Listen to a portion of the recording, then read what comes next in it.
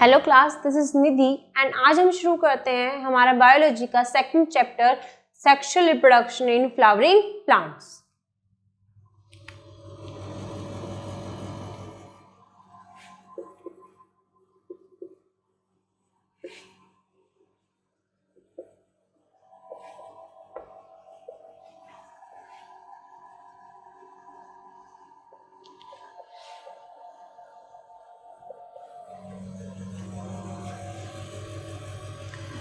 अब एक प्लांट के अंदर जो फ्लावर होता है, ये साइट होती है सेक्सुअल रिप्रोडक्शन की, कि जो प्लांट सेक्सुअली रिप्रोड्यूस करते हैं वो कहाँ करते हैं? फ्लावर के अंदर। फ्लावर ही मेल रिप्रोडक्टिव पार्ट को बियर करता है and flower he female reproductive part को बियर करता है। अब जो ये फ्लावर है, ये किसी भी प्लांट के ऊपर दिखने से पहले प्लांट के अंदर ये डिसीजन हो जाता है कि प्लांट को अब फ्लावर करना है, ठीक है। और उसी के अकॉर्डिंग प्लांट के अंदर स्ट्रक्चरल हार्मोनल चेंजेस आना शुरू हो जाते हैं, ठीक है। कि the decision of flowering in plant occur much before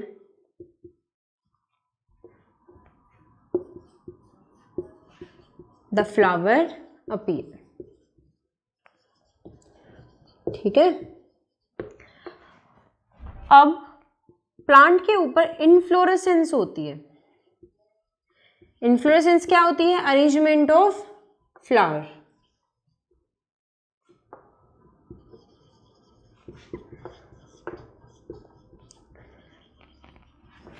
अब प्लांट पे इन्फ्लोरेसेंस दिखती है जो क्या बियर करती है? बर्ड्स को बियर करती है। यही बर्ड क्या बना लेती है? फ्लावर बना लेती है, ठीक है। अब ये फ्लावर जब बनता है, ये कैसे बनता है? By structural and hormonal changes.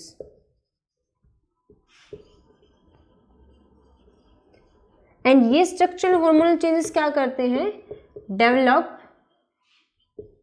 flower primordium. Flower primordium क्या होता है? फ्लावर आने से पहले जो इनिशियल स्ट्रक्चर होता है उसको क्या कहा जाता है? Flower primordium. क्या है flower primordium? Initial structure of flower, ठीक है। कि प्लांट पे पहले इन्फ्लोरेसेंस आती है जो क्या बियर करती है? बड को बियर करते हैं। बड से क्या बनता है? फ्लावर बनता है। कैसे? By structural and hormonal changes जो फ्लावर प्राइमोडियम को डेवलप करवाने में हेल्प करवाते हैं। अब जैसे फ्लावर बन जाता है, ये क्या बियर करता है? मेल रिप्रोडक्टिव पार्ट को एंड फीमेल रिप्रोडक्टिव पार्ट को।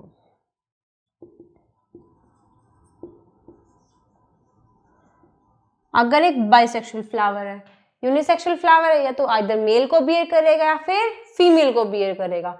एंड इसको आप ऑलरेडी लास्ट चैप्टर के अंदर पढ़ चुके हो। अब आपने पढ़ा था कि कोई भी ऑर्गेनिज्म जो सेक्सुअल रिप्रोडक्शन एग्जिबिट कर रहा है वो 3 इवेंट शो करता है। That is pre fertilisation event, fertilisation and post fertilisation event. तो पहले हम पढ़ेंगे pre fertilisation event that occur in flowering plants.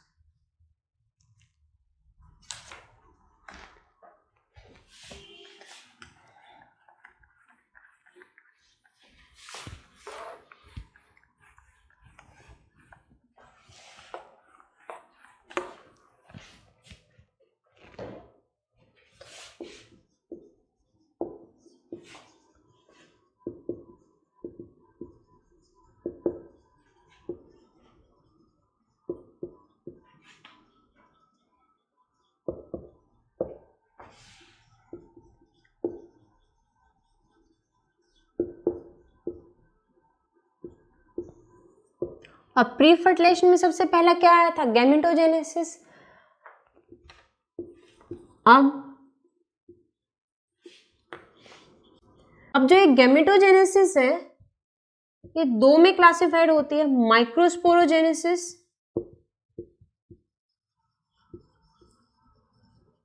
And megasporogenesis.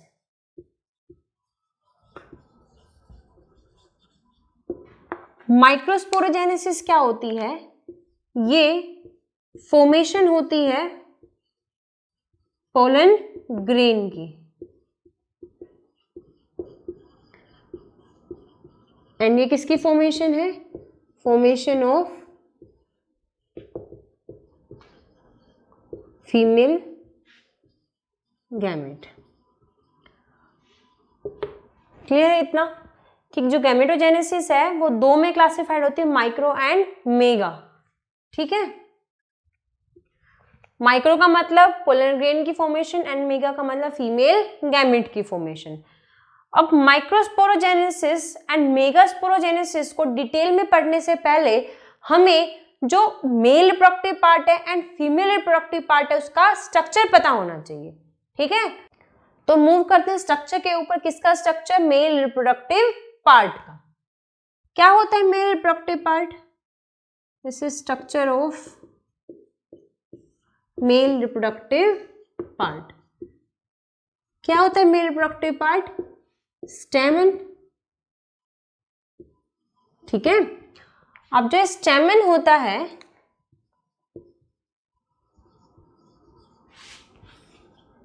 ये दो पार्ट्स में डिवाइडेड होता है। फिलामेंट जो एक लॉन्ग स्टॉक लाइक स्ट्रक्चर होता है, एंड एंथर जो एक टर्मिनल बाइलोब्ड स्ट्रक्चर होता है।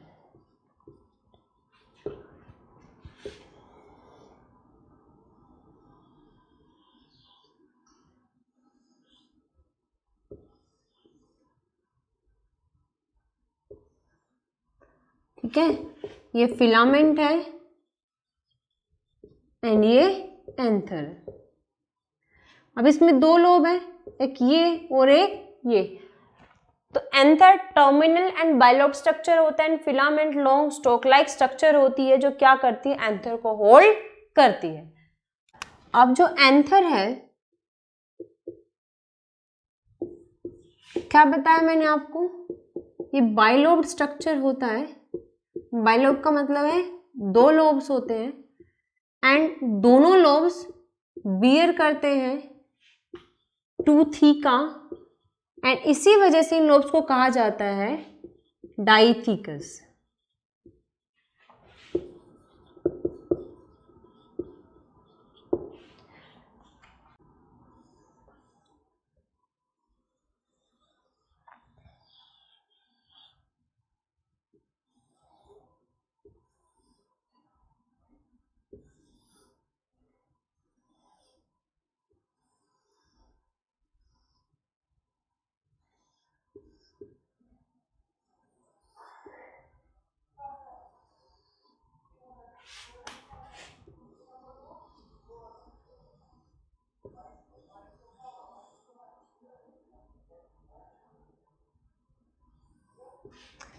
अब देखना, ये एक एंथर है जिसमें ये एक लोब है एंड ये एक लोब है, मतलब इधर एक लोब एंड इधर एक सेकंड लोब। जब हम इस एक लोब की बात करते हैं तो इसके अंदर दो थीका है, एक थीका ये है एंड एक थीका ये है। ऐसे इसी लोब के अंदर एक थीका ये है एंड एक थीका ये है। तो एंथर बाइलोब्ड है, मतलब दो लोब है, एक ये और एक ये, एंड दो लोब्स के अंदर दो थीका, मतलब इस लोब के अंदर भी दो थीका एंड उसके अंदर भी दो थीका है, इसलिए इसको क्या कहा जाता है? डाइथीकस कहा जाता है। अब ये दोनों थीका भी एक दूसरे से सेपरेटेड होते हैं by the longitudinal groove.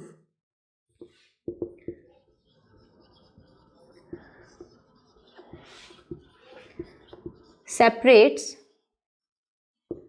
The two theca. अब ये एक थीका है, ये एक थीका है। अब यहाँ पे ग्रूव होता है जो नीचे तक आता है, जो क्या करता है? इन दोनों थीका को एक दूसरे से सेपरेट करने का काम करता है। अब जो ये एंथर है आपने देखा अभी इसकी कितनी साइड होगी, 4 साइड, एक साइड ये है, एक साइड ये है, एक साइड ये है एंड एक साइड ये है। तो जो एंथर है वो 4 साइडेड होता है एंड बियर माइक्रोस्पोरेंजिया। और क्या बियर करता है, ये माइक्रोस्पोरेंजिया को बियर करता है। इस माइक्रोस्पोरेंजिया के अंदर ही क्या बनते हैं, स्पोर्स बनते हैं। तो क्या बियर करता है, माइक्रोस्पोरेंजिया बियर करता है। अब 4 कॉर्नर्स हैं, तो जो माइक्रोस्पोरेंजिया होते हैं वो भी 4 होते हैं एंड चारों कॉर्नर्स पे होते हैं। मतलब हम ये कह सकते हैं कि एक लोब के अंदर कितने माइक्रोस्पोरेंजिया होते हैं, 2 माइक्रोस्पोरेंजिया होते हैं। ठीक है, मैं एक बार रिपीट करती हूँ। एंथर 4 साइडेड है, मतलब 4 साइड्स हैं एंड क्या बियर करती है, माइक्रोस्पोरेंजिया बियर करता है। 4 साइड्स हैं, 4 माइक्रोस्पोरेंजिया बियर करता है, एक यहाँ, एक यहाँ, एक यहाँ पर और एक यहाँ पर। क्लियर है कि 4 माइक्रोस्पोरेंजिया हैं, चारों अलग अलग कॉर्नर्स के अंदर प्रेजेंट हैं। ठीक है, या हम ये कह सकते हैं कि एक लोब के अंदर कितने माइक्रोस्पोरेंजिया हैं, 2 माइक्रोस्पोरेंजिया हैं। Bear 4 microsporangia located at corners 2 in each lobe। ठीक है, कि कॉर्नर्स पे होते हैं एंड एक लोब के अंदर कितने माइक्रोस्पोरेंजिया होते हैं, 2 माइक्रोस्पोरेंजिया होते हैं। अब जो ये माइक्रोस्पोरेंजिया यहाँ पे हैं, ये नीचे की टूवर्ड मतलब लॉन्गिट्यूडनली क्या करते हैं, एक्सटेंड कर जाते हैं एंड पोलन सैक में डेवलप कर जाते हैं। अब वही पोलन सैक क्या बियर करते हैं, पोलन ग्रेन को बियर करते हैं।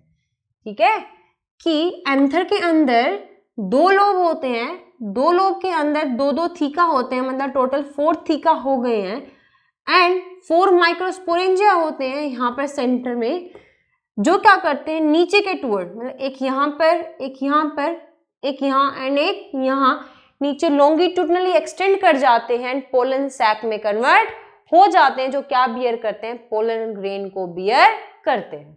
ठीक है, ये मान लो हमारे पोलन ग्रेन है जो इसके अंदर बन गए हैं, दिस आर पोलन ग्रेन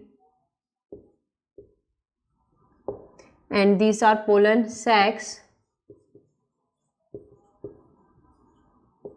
ठीक है, this are 2 lobes and these are thecas। तो क्या बताया मैंने, जो ये माइक्रोस्पोरेंजिया है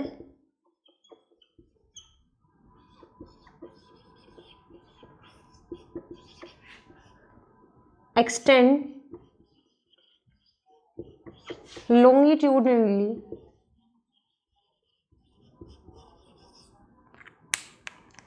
and develop into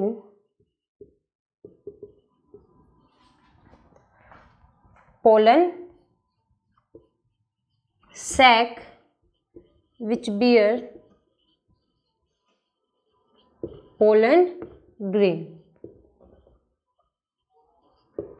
ठीक है, अब अगर मैं एक माइक्रोस्पोरेंजिया की बात करूं तो उसके ऊपर 4 लेयर्स प्रेजेंट होती है। ठीक है, कि ईच माइक्रोस्पोरेंजियम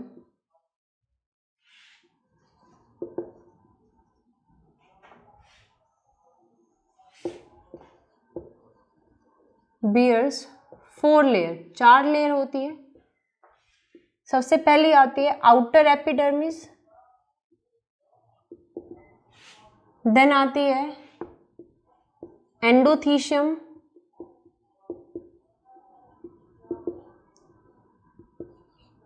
देन आती है मिडल लेयर एंड सबसे अंदर वाली इनर टैपिटम।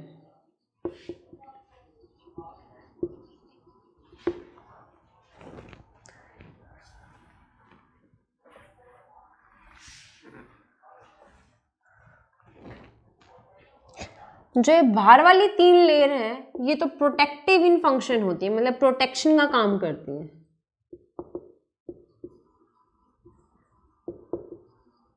ठीक है।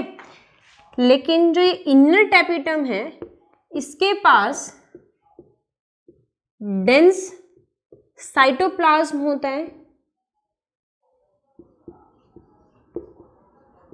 एंड बहुत सारे न्यूक्लियस प्रेजेंट होते हैं। अब ये टैपिटम क्या काम करती है? अब जो पोलन ग्रेन डेवलप कर रहे हैं उन डेवलपिंग पोलन ग्रेन को नरिशमेंट प्रोवाइड करने का काम इनर टैपिटम करती है। दैट इज प्रोवाइड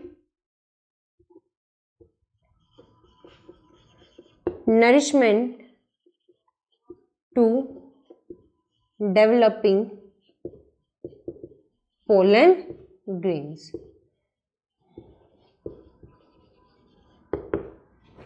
अब जैसे ही एंथर यंग होता है तो माइक्रोस्पोरेंजियम के बीच में कुछ होमोजीनस सेल्स होते हैं। होमोजीनस सेल्स का मतलब क्या होता है? जो cells same shape and size के, मतलब एक जैसी शेप और एक जैसा साइज है। तो जो माइक्रोस्पोरेंजियम है उसके बीच में होमोजीनस सेल्स प्रेजेंट होते हैं जिसको हम कहते हैं स्पोरोजीनस टिश्यू। ठीक है कि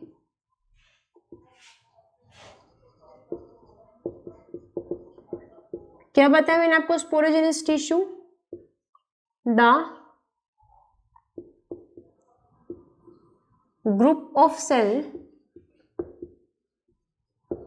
which occupy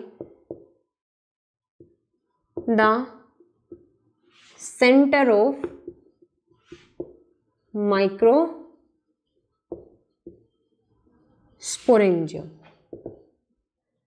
ये ग्रुप है होमोजीनस सेल्स का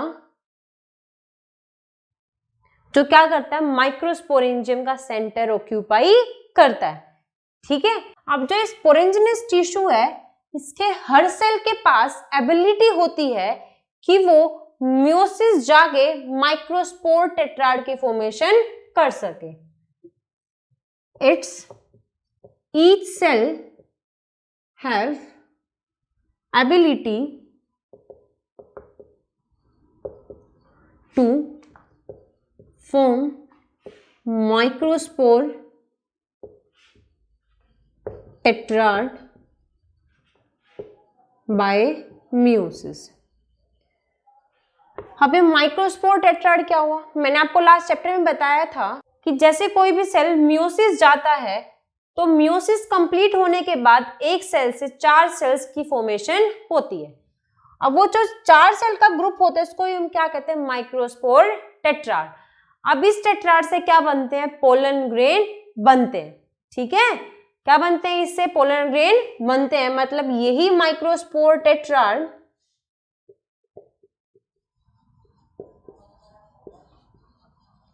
क्या करता है? पोलन ग्रेन की फॉर्मेशन करता है। ठीक है। अब पोलन ग्रेन किससे बने?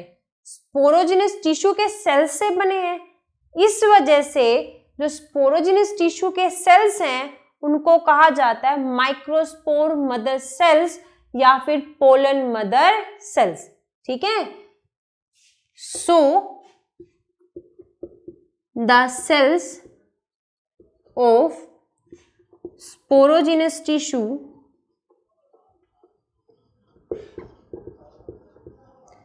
are called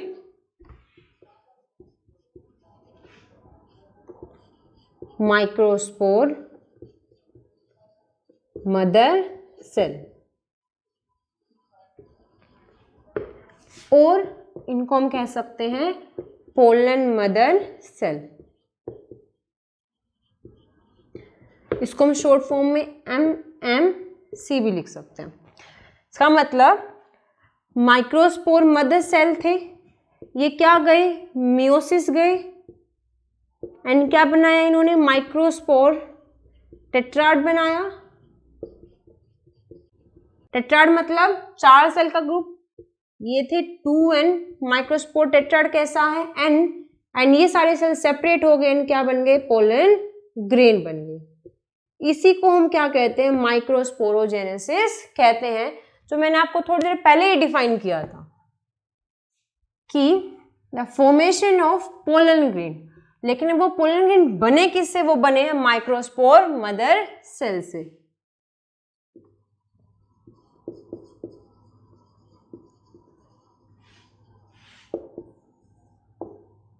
The formation of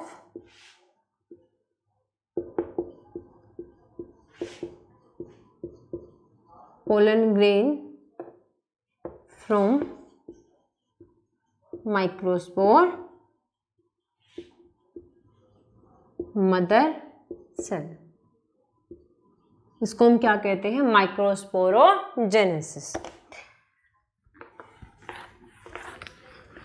अब एक बार डायग्रामेटिकली समझ लेते हैं कि एंथर के अंदर ये 4 लेयर्स कैसे अरेंज होती है एंड वहां पे स्पोरोजेनस टिश्यू कहाँ प्रेजेंट होता है।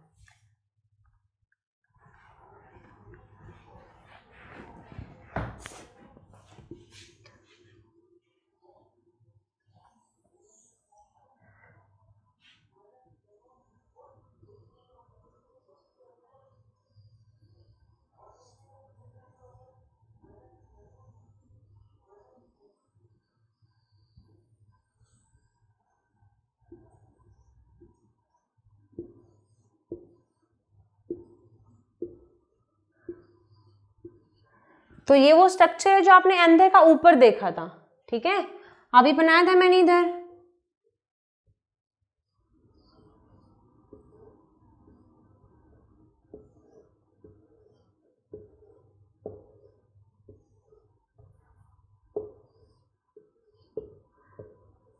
जो ये स्ट्रक्चर है इसी को मैंने यहाँ पे बना के दिखाया। अब इसमें जो सबसे आउटर मोस्ट लेयर है ये क्या है? एपिडर्मिस। ये कौन सी है? Endothecium. This is middle layer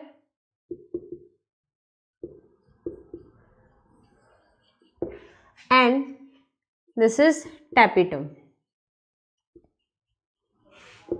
ठीक है, ये जो डायग्राम है ये एंथर का ट्रांसवर्स सेक्शन है, सेक्शन ऑफ एंथर।